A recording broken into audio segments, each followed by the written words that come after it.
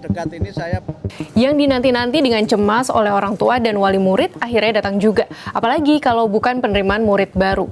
Ganti pemerintahan, sistem penerimaannya pun lagi-lagi diganti.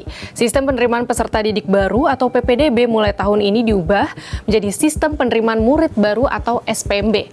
Lalu jalur zonasi yang kerap menjadi polemik pun diganti menjadi jalur domisili. Apa bedanya? Lalu bagaimana respons pegiat pendidikan terkait SPMB? Menteri Pendidikan Dasar dan Menengah atau Mendikdasmen Abdul Muti Kamis 30 Januari 2025 menyebut aturan SPMB sudah masuk dalam draft rancangan peraturan Mendikdasmen dan secara substansi sudah disetujui Presiden Prabowo Subianto serta akan diputuskan dalam pembahasan di rapat Kabinet Merah Putih dalam waktu dekat. Draft rancangan Permendikdasmen ini nantinya akan menggantikan Peraturan Menteri Pendidikan Kebudayaan Riset dan Teknologi Nomor 21 Tahun 2021 tentang PPDB pada TK, SD, SMP, SMA, dan SMK. Dalam draft rancangan peraturan Mendikdasmen yang diterima Kompas, SPMB tetap mempertahankan 4 jalur. 3 jalur yang sudah ada dalam PPDB, yakni jalur afirmasi, jalur prestasi, dan jalur mutasi, tetap dipertahankan. Sementara jalur zonasi yang kerap jadi polemik diganti dengan jalur domisili. Jalur domisili ini diperuntukkan bagi calon murid yang berdomisili di dalam wilayah administratif yang ditetapkan oleh pemerintah daerah. Prinsipnya mendekatkan domisili murid dengan sekolah. Bedanya, jalur zonasi mengacu pada jarak, sedangkan jalur domisili mengacu pada wilayah. Dalam pasal 17 rancangan peraturan Mendikdasmen disebutkan bahwa calon murid yang akan mendaftar melalui jalur domisili harus memiliki kartu keluarga atau KK yang diterbitkan minimal 1 tahun sebelum tanggal pendaftaran SPMB. Jika tidak memiliki KK karena kondisi tertentu, bisa digantikan dengan surat keterangan domisili dari lurah setempat yang menyatakan bahwa calon murid tersebut telah berdomisili di wilayahnya dalam 1 tahun terakhir. Adapun persentase jalur domisili di jenjang SD minimal 70%, SMP minimal 30%, dan SMA sederajat 30%.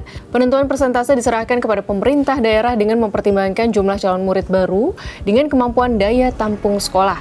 Kemudian, jalur afirmasi diperuntukkan bagi calon murid yang berasal dari keluarga ekonomi tidak mampu dan calon murid penyandang disabilitas. Persentase jalur afirmasi di jenjang SD minimal 15%, SMP minimal 20%, dan SMA minimal 30%. Lalu jalur prestasi diperuntukkan bagi calon murid yang memiliki prestasi di bidang akademik dan atau non-akademik. Persentasenya paling sedikit 25% di jenjang SMP dan paling sedikit 30% di jenjang SMA. Terakhir, jalur mutasi diperuntukkan bagi calon murid yang berpindah domisili karena perpindahan tugas orang tua atau wali dan anak guru yang merupakan calon murid pada satuan pendidikan tempat orang tua mengajar. Persentasenya 5% di jenjang SD, SMP, dan SMA. Pemerhati pendidikan dari Perguruan Taman Siswa Darmaning Tias yang juga terlibat dalam penyusunan aturan baru ini menilai permasalahan PPDB selama ini terletak pada persentase jatah zonasi yang dinilai terlalu besar, padahal kualitas sekolah negeri belum merata. Sementara murid yang berprestasi membutuhkan sekolah yang berkualitas demi mempertahankan prestasinya. Sementara itu, Koordinator Nasional Jaringan Pemantau Pendidikan Indonesia Ubaid Matraji mengingatkan pemerintah pusat dan daerah untuk mengoptimalkan 20% atau 724 triliun rupiah anggaran pendidikan dalam APBN dengan menggandeng sekolah swasta dalam SPMB. Ini demi mewujudkan kewajiban pemerintah untuk memberikan pendidikan dasar bagi semua warga negara Indonesia dalam Undang-Undang 1945. Hal ini sudah dicontohkan oleh DKI Jakarta yang akan mulai mendanai sekolah swasta pada tahun ajaran baru 2025-2026. Daya tampung sekolah negeri selalu menjadi permasalahan utama setiap masa pendaftaran sekolah karena jumlah sekolah swasta lebih banyak dibandingkan sekolah negeri yang gratis.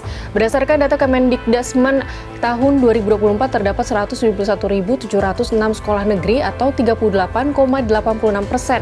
Sedangkan sekolah swasta 270.182 unit atau 61,14%. Kita tunggu realisasi SPMB 2025-2026 dengan jalur baru yaitu domisili.